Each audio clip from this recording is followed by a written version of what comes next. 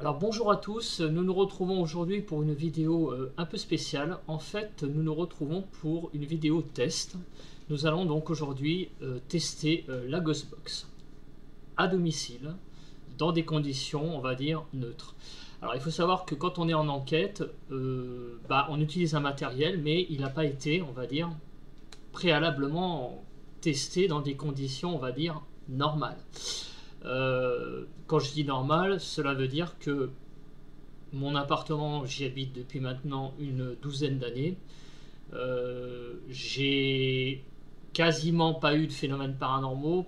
J'ai eu des trucs bizarres, mais au début où je suis arrivé, bon, j'ai eu deux ou trois fois ma télé qui s'est allumée ou des choses comme ça. Mais enfin, c'est resté en 12 ans assez, on va dire, marginal. Donc, ce que je veux faire aujourd'hui, c'est dans un lieu, on va dire, neutre, sans faire de spiritisme, je le dis bien, ça c'est très important, de tester le matériel donc, et les interactions entre le matériel. Alors aujourd'hui, nous allons commencer par un appareil qui est très controversé. C'est aussi un appareil que j'ai pas testé, on va dire, de cette façon-là. J'avais déjà fait une vidéo il y a à peu près un an où j'avais fait des interactions entre le matériel. Je vais refaire des tests. Pourquoi? Parce que vous voyez sur ma chaîne des points, vous voyez sur ma chaîne des enquêtes, vous voyez du matériel qui se manifeste, mais vous ne voyez pas en fait comment se comporte ce matériel dans des conditions, on va dire, normales. Donc c'est là où je veux en venir. C'est là aussi que je voudrais voir, vous montrer et voir quelle peut être la différence ce qu'on a donc sur des lieux supposés chargés et ce qu'on a dans des lieux supposés où il n'y a rien. Voilà. Moi je connais ma maison et je suis persuadé qu'il n'y a rien ou quasiment rien. Il peut y avoir des petites choses, mais il n'y a rien vraiment de... Je ressens rien du tout, quoi. Voilà. Donc on va déjà voir avec la Ghostbox, qui est donc la Ghostbox, je vous la présente, c'est le modèle donc SB7. C'est un modèle qui est controversé parce que c'est un modèle qui est donc la première génération, on va dire. Enfin, c'est pas tout à fait la première génération, mais enfin c'est une génération, on va dire, de Ghostbox qui laisse beaucoup passer la radio. Il y a eu un deuxième modèle qui s'appelle la SB11 où il y a beaucoup plus de filtres de radio, et un autre modèle qui vient de sortir chez Spirit Shop notamment, où là par contre il n'y a aucune radio. Donc ce modèle là, je l'ai testé maintenant dans beaucoup d'enquêtes, et je dois vous dire que il m'a laissé interrogateur, parce qu'en fait il y a des moments où où il y a des choses qui se déclenchent, des voix qui se font entendre, des voix très bizarres, et je ne peux pas affirmer à 100% que c'est paranormal, mais des voix comme ça dans une radio, franchement, j'en entends rarement, enfin même quasiment jamais. Bien sûr, des fois on entend même de la musique dans la Ghostbox, même de la radio, donc il y a de la radio dans ce modèle là, du moins ça c'est vrai, mais il n'y a pas que ça. Voilà. Donc ce que je vais vous faire voir, et aussi il y a aussi des fois des lieux où il y a de la radio, comme ici, donc là où je me trouve, la bande FM est saturée de radio, et la bande AM, il y en a aussi des radios, voire qu'est-ce qu'on capte, parce que moi il y a des lieux où je captais rien du tout dans une Ghostbox qui est supposée capter de la radio. Donc le petit test qu'on va faire, il va être très simple. Je vais allumer la Ghostbox, je vais au préalable dire que je ne veux aucune interaction avec une entité.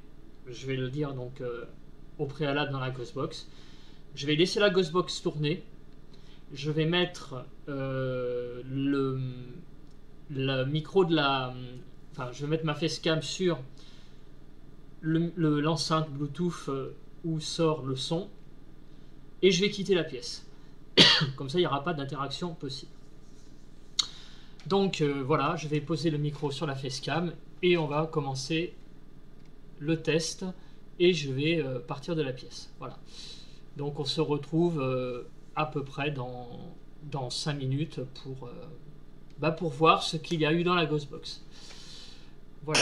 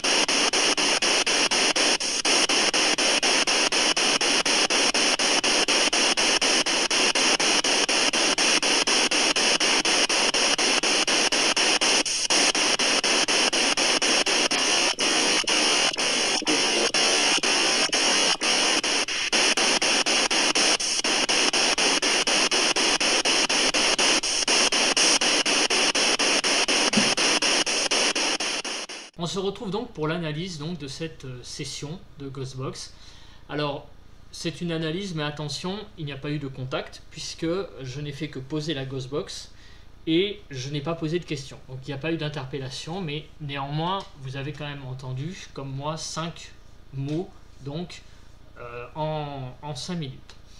Alors j'ai noté les fréquences où on a entendu ces mots, et j'ai noté les fréquences radio qui étaient à côté, on va dire, de ces fréquences. Alors la bande FM, comme vous pouvez le voir, est assez saturée sur Paris, il y a beaucoup de radios. Alors la première constatation, c'est que la bande FM va de 87 à 108. Deuxième constatation, la Ghostbox va de 76 à 108. Moralité, ça veut dire que si on entend quand même sur cet appareil des choses entre 76 et 87, c'est quand même assez troublant. Ce n'est pas arrivé sur cette session, puisque toutes les fréquences, elles sont affichées là. Vous voyez, il n'y a rien qui est en dessous de 87. Alors la deuxième chose, c'est que ce qu'on a récolté, c'est à la fois beaucoup et pas beaucoup. Parce que si c'était un récepteur radio qui laissait vraiment passer beaucoup la radio, on aurait, je dis pas un mot toutes les 10 secondes, mais presque. Puisque entre 87 et 108, je vais vous faire un écran. Voilà, ici, ce sont toutes les fréquences de radio qui sont à Paris. Donc vous voyez qu'il y en a vraiment beaucoup et assez régulièrement répartis sur la bande FM. Donc ce que je veux dire par là, c'est que finalement cet appareil laisse quand même passer relativement très peu la radio. En 5 minutes, nous avons eu quand même peu de mots finalement, puisqu'il n'y en a eu que 5. Alors les mots que nous avons eus, regardez les fréquences, c'est vrai qu'il y a toujours une radio qui est proche. 105.4 pour la première, 107.4 pour la seconde, 105.4 pour la troisième, 91.5 pour la quatrième et 91.6 pour la cinquième. Alors nous voyons que il y en a 2 qui sont autour de France Info, il y en a 2 qui sont autour de France Musique ou Chérie FM, et il y en a une qui est autour de Africa numéro 1. Mais il n'y a pas d'autres mots qui sont apparus. Alors, autre chose aussi, les fréquences enregistrées ne sont pas pile poil sur la radio. Alors il s'agit quand même d'un balayage numérique, il ne s'agit pas des balayages à l'époque où il y avait une molette ou tout ça, donc on pouvait dire que c'était autour de, on va dire, de la fréquence. Donc à l'époque des molettes, quand on tombait pas pile poil, on entend un grésillement autour de la radio, c'est pas très net. Mais là c'est précis, c'est-à-dire que les appareils numériques de maintenant recherchent la fréquence pile poil.